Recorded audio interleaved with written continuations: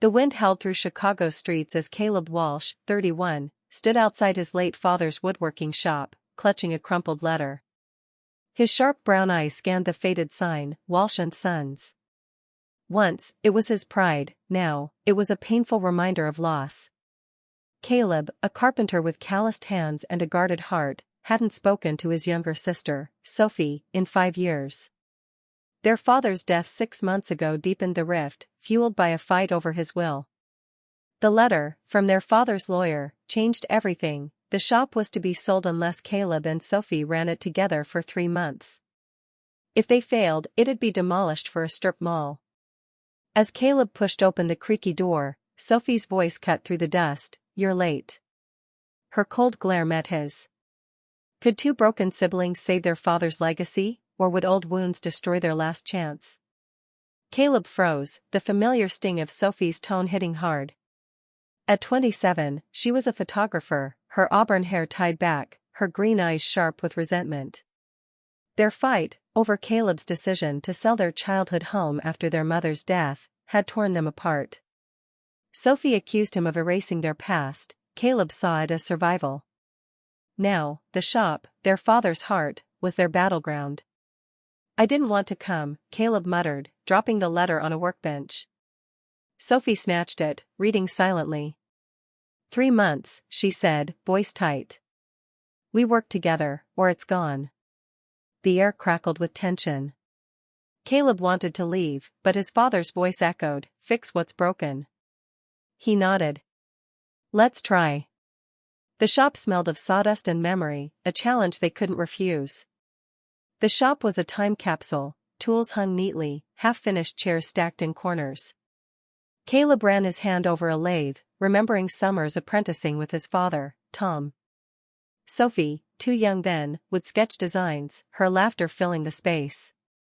Those days ended when their mother died a decade ago, leaving Tom to raise them. Caleb became the responsible one, Sophie the dreamer. Their father's heart attack last year left the shop shuttered and them estranged.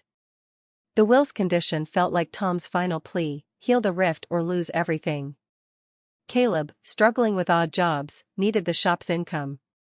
Sophie, freelancing, saw it as her last tie to their father. They started inventory, moving stiffly around each other. Sophie found a photo of them as kids, grinning with Tom. "He'd hate this," she said, voice soft. Caleb shrugged, hiding his guilt.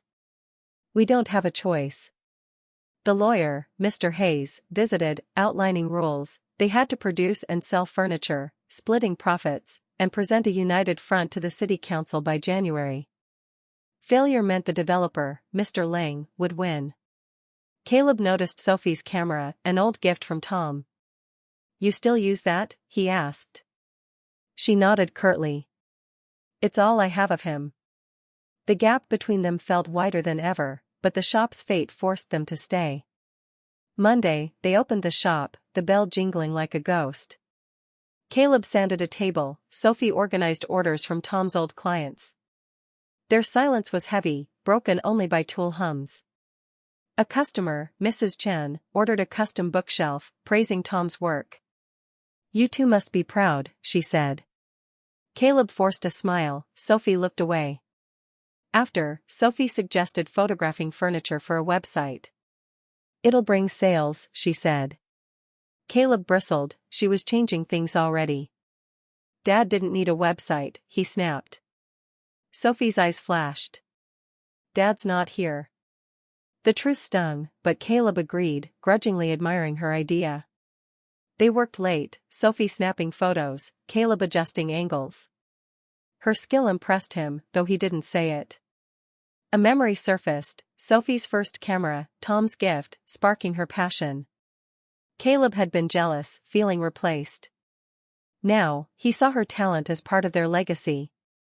At closing, Sophie found Tom's journal, filled with designs and notes. "He wanted us to take over," she said, voice breaking. Caleb nodded, throat tight.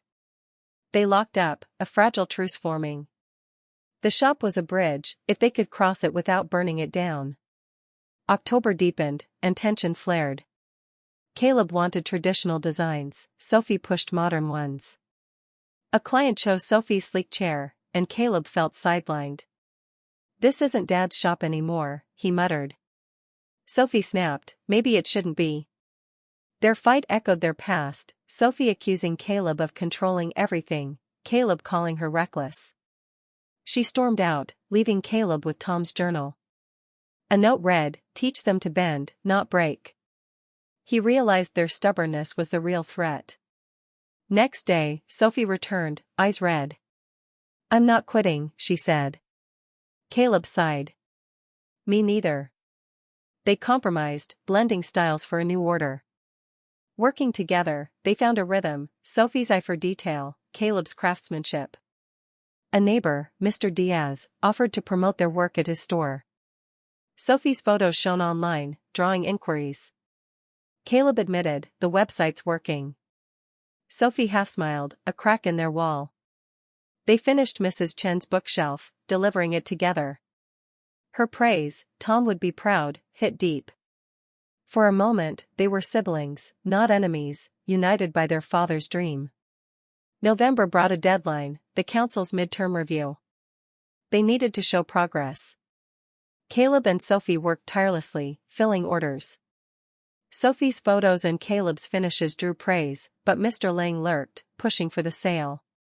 At a community meeting, he dismissed the shop as outdated. Sophie stood, voice steady. "This shop is our history. We're keeping it alive."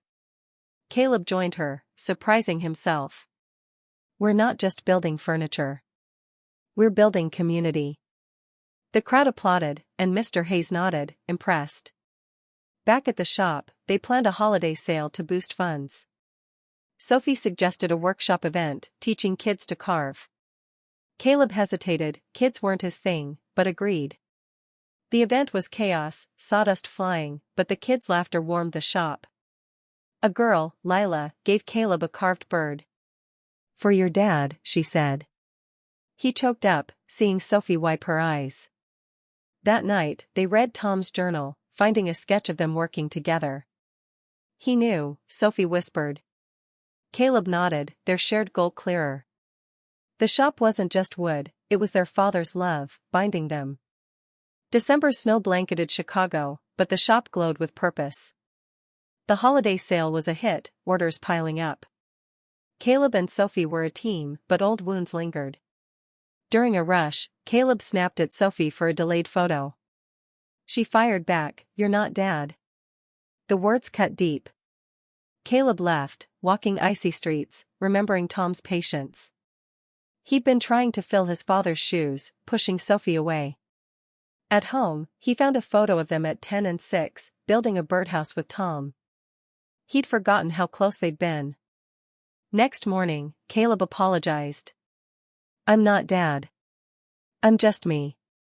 Sophie's eyes softened. "I miss him too." They hugged, a first in years. They tackled the next order, a dining set, with new understanding. Sophie shared her fear of failing Tom, Caleb admitted his guilt over their rift. Honesty rebuilt their bond. Mr. Diaz brought more clients, and Lila's family ordered a crib. The shop hummed, a testament to their growth. Caleb realized saving the shop meant saving their siblinghood, flawed, but worth fighting for. January loomed, the council vote nearing.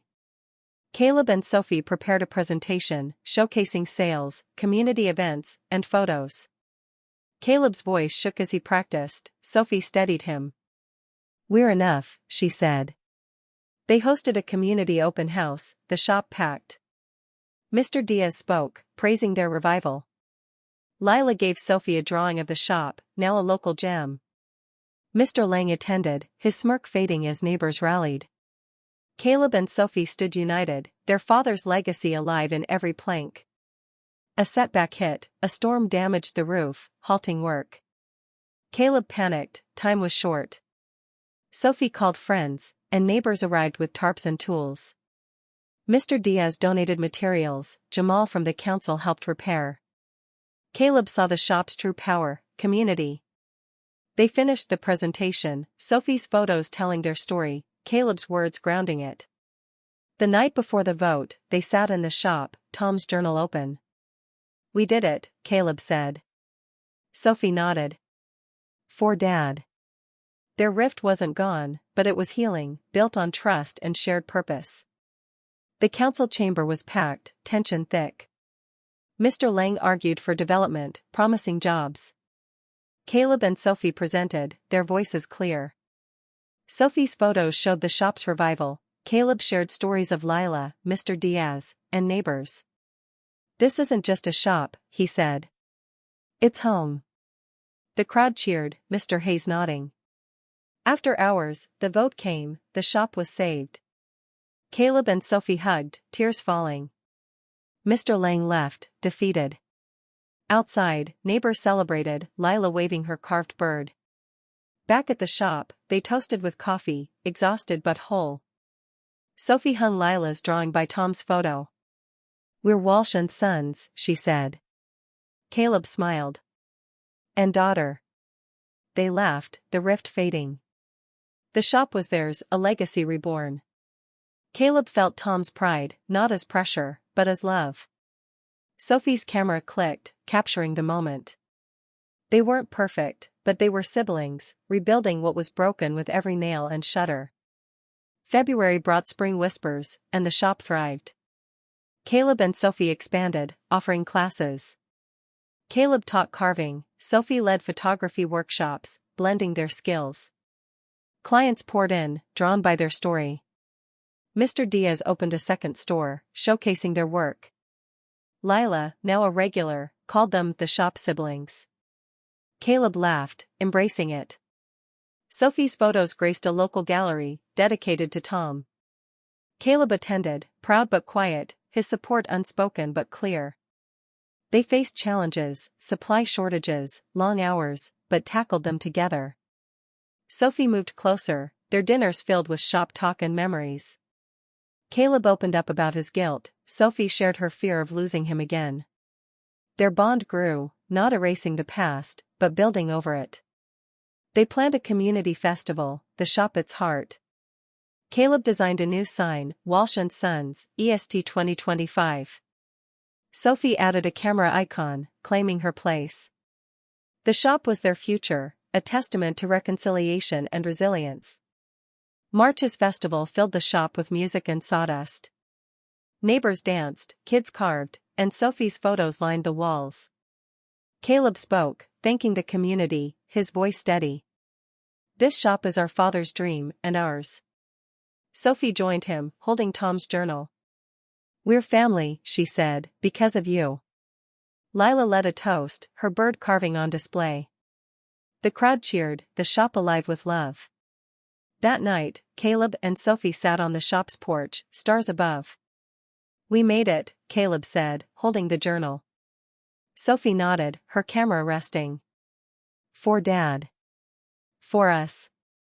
Their journey, born of loss and anger, had forged a bond stronger than wood. The shop wasn't just a business, it was their heart, a legacy of forgiveness and fight.